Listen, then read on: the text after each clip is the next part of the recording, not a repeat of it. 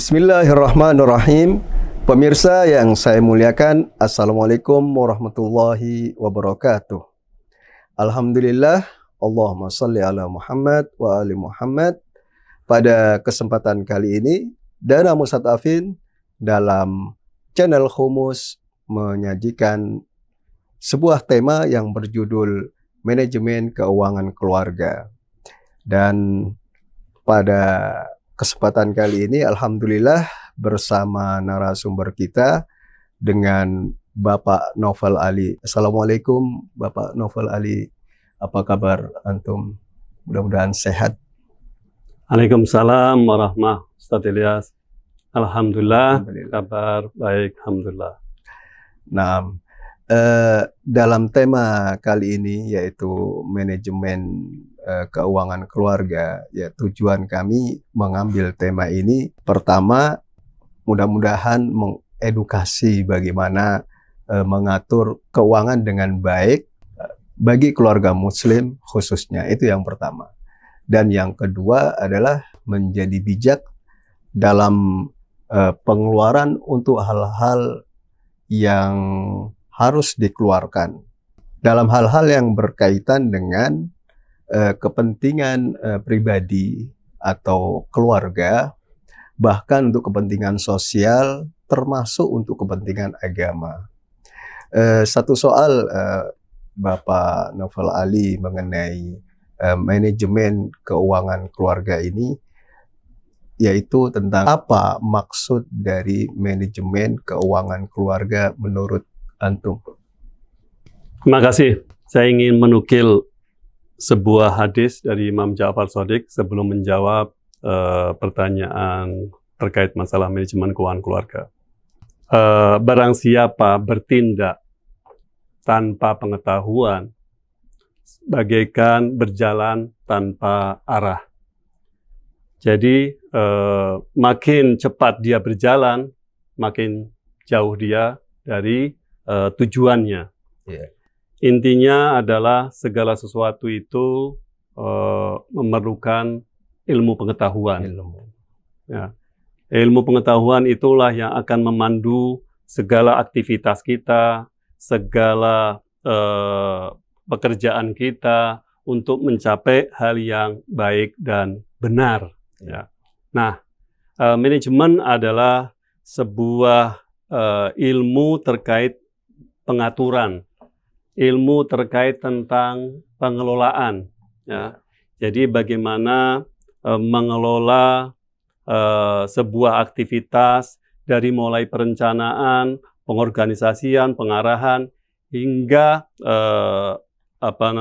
bisa melakukan pengendalian yang pada akhirnya adalah bagaimana bisa mencapai tujuan yang telah ditetapkan. Yeah. Nah, manajemen keuangan keluarga adalah sebuah tata kelola keuangan oleh siapa? Oleh para anggota keluarga, ya, untuk mencapai kondisi keuangan yang baik, kondisi keuangan yang bisa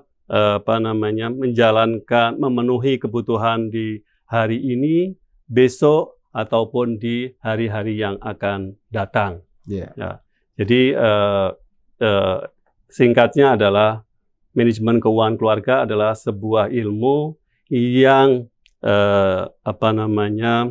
digunakan untuk mengatur keuangan keluarga untuk mencapai tujuan keuangan keluarga yang efektif dan efisien. Kayak itu. Sebagai sebuah ilmu tentunya ada manfaat. Kira-kira apa pentingnya bagi ilmu manajemen keuangan ini? Ya, yang pertama bahwa tadi apa manfaat manajemen keuangan keluarga ini? Manajemen keuangan keluarga ini akan memberikan kepada keluarga sebuah proses pengelolaan keuangan yang lebih transparan, proses keuangan yang lebih efektif, ya, untuk memenuhi kebutuhan saat ini, kebutuhan masa yang akan datang. Ya. Yeah. Yang kedua, kita sebagai seorang Muslim, itu kita sangat berkepentingan terhadap bagaimana cara melakukan pengelolaan keuangan yang baik, mengelola pembukuan yang baik, mengidentifikasi pendapatan dan pengeluaran. Karena hal ini terkait juga dengan kewajiban-kewajiban syar'i yang dibebankan oleh agama kepada kita, misalnya kewajiban pembayaran zakat, pembayaran humus, dan kewajiban-kewajiban yang lainnya, menunaikan ibadah haji ataupun kewajiban yang lainnya. Nah, dengan kita bisa melakukan identifikasi pendapatan dengan baik, kita bisa melakukan pengendalian pengeluaran-pengeluaran yang lebih baik, maka tentu hal ini akan lebih memudahkan keluarga tadi untuk mencapai tujuannya. Salah satu tujuan keuangannya adalah pengaturan keuangan keluarga itu adalah dalam rangka bagaimana keluarga tersebut bisa mencapai tujuan sebagai keluarga yang harmoni, kira-kira gitu ya. Nah, karena keluarga yang harmoni ini erat kaitannya dengan kondisi keuangan yang stabil. Nah, kira-kira itu. Yang saya pahami, misalkan agar kita bisa berderma atau mungkin bisa mudah lalai dalam pengeluaran maupun pemasukan itu, termasuk dalam tujuan tema ini, bahwa agar kita dengan pengelolaan yang baik, artinya ada keinginan supaya peningkatan ekonomi. Ya, jadi salah satu tadi itu manfaat dari pengelolaan keuangan yang baik itu yang pasti adalah bagaimana kita bisa mencapai tujuan di masa yang akan datang. Itu sebuah pemenuhan kebutuhan yang lebih baik. Artinya biasanya pengelolaan ekonomi yang baik itu meniscayakan kita untuk menabung. Nah, menabung, setiap bulan kita sisihkan tabungan ya, supaya pada saatnya tabungan ini bisa dipakai untuk hal-hal ketika itu dibutuhkan untuk pendidikan anak ataupun yang lainnya. Dan juga yang lebih penting adalah bagaimana kita juga dengan manajemen keuangan ini kita belajar mengidentifikasi hal-hal yang kita sebut sebagai kebutuhan dasar. Ya. Kita harus bisa mengendalikan diri, ya, mana yang kita sebut sebagai kebutuhan, mana yang kita sebut sebagai keinginan. Seringkali bias di anggota keluarga ini terjadi ketika tidak mampu untuk mendefinisikan atau memahami dengan baik mana yang disebut dengan kebutuhan, mana yang disebut dengan keinginan. Seringkali spending atau pengeluaran itu berdasarkan pada keinginan. Nah, jadi tidak lagi kepada kebutuhan. Hal itulah yang pada saatnya, pada akhirnya akan membuat kondisi keuangan yang sedikit yang bermasalah, ya, bahkan defisit, bahkan dan juga intinya akan membuat keuangan itu agak amburadul lah kira-kira gitu ya, sehingga pada saatnya akan mengganggu keharmonisan rumah tangga ya. Ya, biasanya keharmonisan rumah tangga ini memang punya korelasi yang kuat dengan kondisi keuangan yang sehat. Beberapa studi baik di Eropa maupun di Amerika itu selalu mengkaitkan bahwa kemampuan anggota keluarga untuk melakukan perencanaan keuangan dengan baik itu akan menghasilkan sebuah prospek keuangan ke depan yang lebih baik lagi. Ya. Nah, ini yang beberapa studi-studi tadi itu selalu berkaitan erat antara perencanaan yang baik, pengendalian yang baik, yang kita sebut tadi itu dengan manajemen keuangan yang baik akan melahirkan hal-hal yang baik untuk rumah tangga itu ke depannya, dan sebaliknya pengelolaan yang jelek, ya kan, tidak adanya pengendalian akan melahirkan kondisi keuangan yang runyam dan pada saatnya akan mengganggu kestabilan dari rumah tangga itu. Ya, seperti yang antum katakan tadi, mendahulukan keinginan daripada kebutuhan. Ya, betul. Jadi yang saya pahami itu mungkin ada kaitannya dengan faktor psikologis, bahwa ada orang punya hobi ini, hobi tertentu misalnya traveling, dia menuruti hobi itu sehingga merusak manajemen keuangannya. Terus juga agar tidak jatuh dalam apa yang disebut dengan dalam agama itu pemborosan, atau mungkin begitu ya Sayyid. Ya, jadi beberapa hal yang terkait dengan masalah godaan keinginan, ya, kita katakan godaan keinginan. Seringkali itu muncul misalnya seperti kondisi sekarang ini, seringkali kita hanya dengan membuka HP ya, kita jalan-jalan ke toko online tadi itu, ke marketplace dan lain-lainnya. Di situ ada berbagai macam penawaran-penawaran, sehingga kita mudah tergiur untuk masuk keranjang gitu. Betul. Jadi kita mudah tergiur untuk membeli ini itu, ya kan? Yang hal itu sama sekali tidak ada dasar kebutuhannya. Bahkan hanya sekedar tadi keinginan-keinginan aja, hanya keinginan-keinginan untuk mendapatkan barang-barang yang kita belum tahu apa sih fungsi yang sebenarnya, kira-kira gitu, ataukah itu dibutuhkan atau tidak.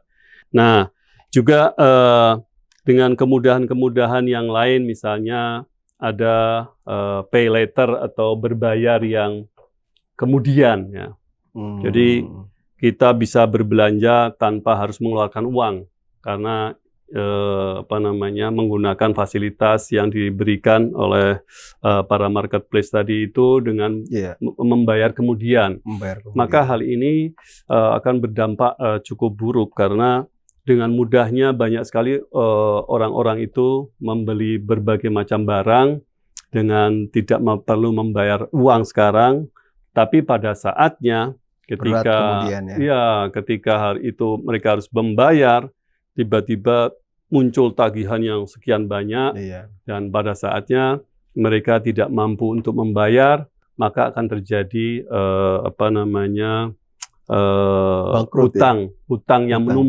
hutang yang menumpuk, ya kan gitu ya. Saya ada pengalaman terkait hal tersebut, yaitu ketika kebetulan saya ada usaha terkait dengan perumahan. Biasanya perumahan yang ditujukan untuk golongan menengah bawah. Itu yang untuk mendapatkan perumahan itu mereka memakai fasilitas KPR yang disediakan oleh pemerintah, ya. Subsidi, subsidi, ada juga yang non subsidi. Nah, seringkali para karyawan atau buruh-buruh perusahaan itu terganjal oleh BI checking, ya, blacklist lah maksudnya. Di BI checking itu dianggap tidak bankable karena ternyata mereka punya tunggakan di beberapa marketplace tadi itu yang bayar kemudian itu akhirnya mereka blacklist di situ. Ada call 5, call 4, dan mereka tidak bisa atau tidak dianggap layak mendapatkan KPR. Ya, sudah cacat.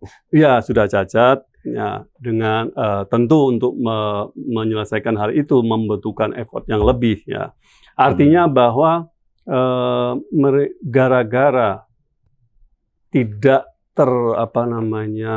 pengendalian keinginan tadi bisa mengakibatkan kebutuhan-kebutuhan yang lebih mendasar dan lebih penting seperti perumahan dan lain-lainnya ini bisa terbengkalai.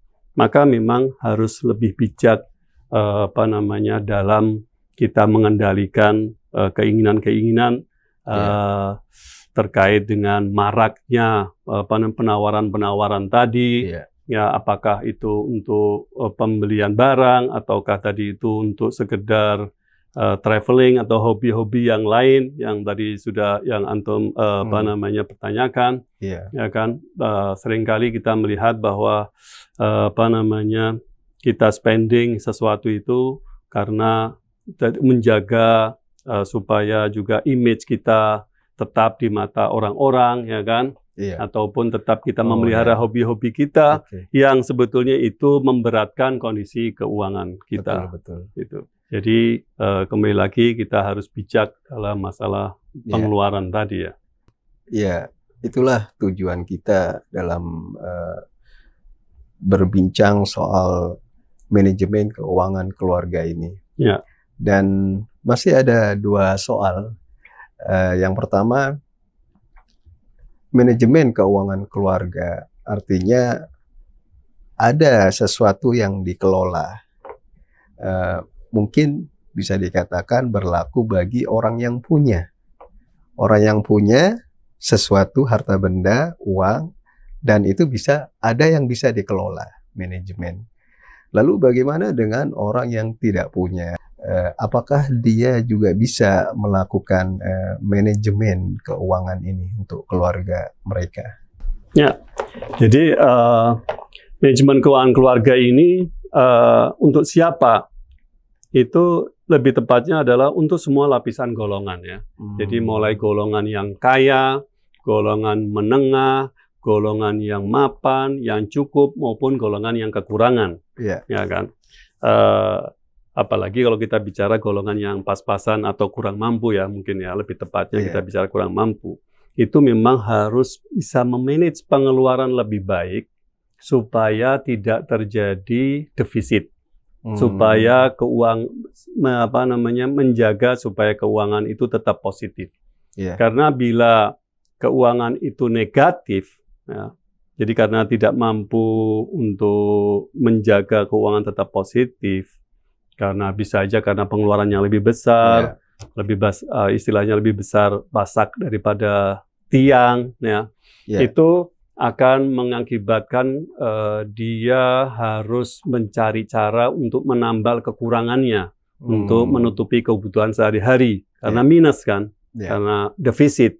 Nah, ini biasanya rata-rata umumnya, maksud saya itu bahwa untuk menambal kekurangan itu mereka membutuhkan bantuan ataupun pinjaman ya dari pihak lain ya, pihak keluarga maupun pihak lain. Nah, akan menjadi persoalan yang lebih berat ketika yang bersangkutan itu meminjam dari pihak lain yang tidak memiliki perizinan yang benar, yaitu yang sekarang dikenal pinjol-pinjol yang ilegal ya, pinjaman-pinjaman online yang ilegal, yang menetapkan bunga yang sangat tinggi ya, yang sangat tinggi, sehingga sangat memberatkan bagi para peminjamnya. Nah, artinya rencana yang menambal itu yang terjadi kemudian adalah dia akan terjebak, terperangkap dalam suatu lingkaran hutang piutang yang tidak ada habisnya. Nah, bahkan untuk keluar dari lingkaran itu membutuhkan effort yang lebih besar, membutuhkan bantuan yang besar, bahkan seringkali sampai menjual asetnya untuk menutupi lingkaran tadi ya. Nah, untuk itu memang jadi masalah pengaturan keuangan tadi itu berlaku untuk siapa saja, ya kan, baik itu yang kaya maupun miskin. Selama bahkan kita sebagai warga negara Indonesia yang baik, kita juga harus membuat pembukuan yang baik, karena kita juga memiliki kewajiban untuk membayar pajak, kan gitu ya. Nah, jadi mari kita harus lakukan pengelolaan keuangan yang lebih baik lagi. Dengan manajemen keuangan keluarga ini, bagi siapapun, artinya agar membiasakan diri untuk mengelola, memanage keuangan, dimulai dari walaupun tidak punya atau pas-pasan, kadang punya atau tidak, itu yang pertama mungkin juga ini ya, keadaan kan bisa berubah. Ya. Sekarang nggak punya, mungkin besok jadi punya, Betul. mungkin dan seterusnya. Ya. Artinya pengelolaan pelajaran atau ilmu pengelolaan keuangan ini itu harus dipelajari sedini mungkin bahkan ya kan, karena mungkin kita seringkali mendengar dari semenjak kita kecil, semenjak kita di sekolah dasar adalah kita diharuskan rajin menabung. Nah, artinya kalimat rajin menabung itu adalah kita harus membiasakan menyisihkan sebagian dari pendapatan kita. Uang saku. Ya dari kecil kita uang saku kita dan lain-lainnya. Ya kan, rajin-rajinlah menabung supaya kita sukses ke depannya, rajin-rajinlah menabung supaya kita kaya ke depannya, kan hal-hal itu yang sering kali didengar dari para guru, para orang tua zaman dulu. Artinya adalah pendidikan tentang pengelolaan keuangan ini sedini mungkin ini yang harus melekat ya. Semakin besar, semakin dituntut untuk lebih detail lagi. Karena seperti yang tadi, bahwa bisa jadi dengan pengelolaan uang yang baik, maka hal-hal yang saat ini minus, itu akan menjadi surplus pada tahun-tahun berikutnya. Karena dari rajin tabungan tadi, kemudian investasi meskipun sedikit, yang itu akan mendapatkan side income yang cukup lumayan ya untuk membantu kondisi keuangan di keluarga tadi ya. Gitu. Ya, soal terakhir ini, Pak Novel, menurut antum bagaimana mengatur keuangan yang baik, gitu. Manajemen yang baik soal keuangan ini, menurut antum, pengalaman, mungkin kita bisa menimba pengalaman dari antum. Ya, yang pertama, setiap keluarga itu harus menentukan targetnya. Ya, setting goal, ya, targetnya. Dalam 1 tahun ke depan kondisi keuangan ini seperti apa? Ya kan? Dalam 5 tahun ke depan, dalam 10 tahun ke depan, misalkan gitu. Ada beberapa orang-orang yang kita kenal menargetkan bahwa dalam usia 40 tahun kita ini sudah finance freedom ya. Bebas keuangan karena kita sudah memiliki berbagai macam pendapatan yang tidak perlu lagi kita repot-repot bekerja dan lainnya. Ada yang menentukan umur 50 tahun dan lain-lainnya. Intinya setiap keluarga harus memiliki satu target. Yang kedua adalah bagaimana kita harus bisa mengidentifikasi dengan baik sumber pendapatan dan juga distribusi pengeluaran. Ya, jadi biasanya kan pendapatan itu diperoleh dari salah satunya dari bekerja, ya suami, ada juga yang suami istri bekerja, dan ada juga dari pendapatan dari lain-lainnya, misalkan ada yang memiliki sewaan rumah, tanah, kos ataupun yang lainnya. Nah, itu semuanya diidentifikasi. Begitu juga dengan pengeluaran. Itu diidentifikasi. Minimal, itu dalam 1 tahun itu dibuat rencana penerimaan dan pengeluaran dalam rumah tangga tadi. Nah, kemudian yang kedua, itu berikutnya maksud saya bahwa harus ada skala prioritas. Mana yang tadi itu harus dikeluarkan, ya kan, skala prioritas ini. Kadangkala kita ini punya skala prioritas tidak hanya antara yang penting ataupun yang tidak penting, tapi seringkali kita juga dihadapkan pada yang penting dan yang lebih penting. Nah ini komunikasi antara suami istri khususnya ya, dan juga anggota keluarga yang lain ini sangat dipentingkan ya untuk menetapkan skala prioritas dari pengeluaran tadi. Ya. Nah, berikutnya adalah ketika sudah menetapkan skala prioritas, maka yang paling penting adalah komitmen dan disiplin. Ya. Jadi sudah ada rencana pengeluarannya seperti ini. Ya kan? Kemudian prioritasnya sudah ada. Tapi kalau tidak ada komitmen, artinya yang terjadi tidak anggota keluarga tidak komit, maka akan rusaklah perencanaan tadi. Jadi komitmen dan disiplin dalam pengeluaran itu sangat penting. Kemudian yang berikutnya adalah komunikasi, selalu komunikasi ya antar anggota keluarga untuk sama-sama melakukan evaluasi. Apa yang perlu dikoreksi, apa yang perlu dilakukan penyesuaian, kan gitu. Nah, ini salah satunya yang lebih penting adalah komunikasi, transparansi di antara anggota keluarga. Dan terus-menerus melakukan evaluasi dan pada saatnya juga melakukan tadi itu perbaikan-perbaikan atau penyesuaian-penyesuaian terhadap struktur pendapatan maupun struktur penerimaan, sehingga pada akhirnya bisa mendorong ya rencana-rencana tadi itu menuju kepada target-target atau tujuan yang sudah di-setting di awal tadi. Kira-kira itu. Terima kasih banyak Bapak Novel atas penjelasan antum. Mudah-mudahan bermanfaat bagi kita semua. Demikian pemirsa yang saya muliakan. Insya Allah kita akan bersambung di episode lainnya dengan tema yang sama, manajemen keuangan keluarga. Wabillahi taufiq wal hidayah. Sallallahu alaihi Muhammad wa ali Muhammad. Wassalamualaikum warahmatullahi wabarakatuh.